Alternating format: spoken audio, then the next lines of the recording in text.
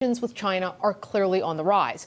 Biden said of unanswered questions about the Chinese spy balloon and the 3 aerial objects shot down by NORAD earlier this month. U.S. President Joe Biden is saying the 3 objects were likely harmless.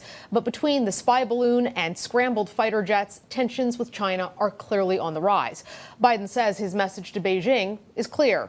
The U.S. won't tolerate a violation of its sovereignty. We seek competition, not conflict with China. We're not looking for a new Cold War.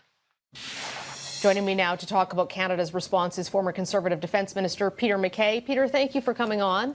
My pleasure, Mercedes. We've been watching this whole thing, tracking it very closely. You could see it really escalating when it looked for a while like there might be 4 spy balloons. Now they're saying only 1 definitely was, but it is part of a global surveillance program that the Chinese are conducting. And there's this sense of tension between China and not just Canada, but the U.S. and North America that I can't remember seeing for years. What is your take on the situation that we're in right now?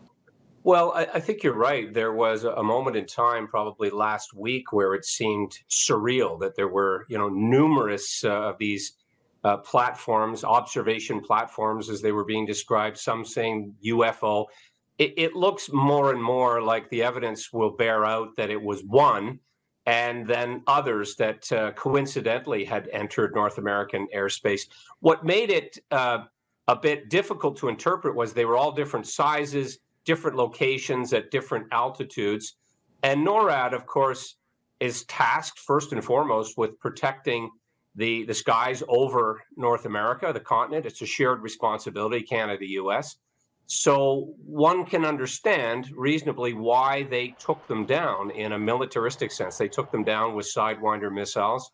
It was American aircraft that were scrambled, although Canadian planes were in the vicinity. And it raises broader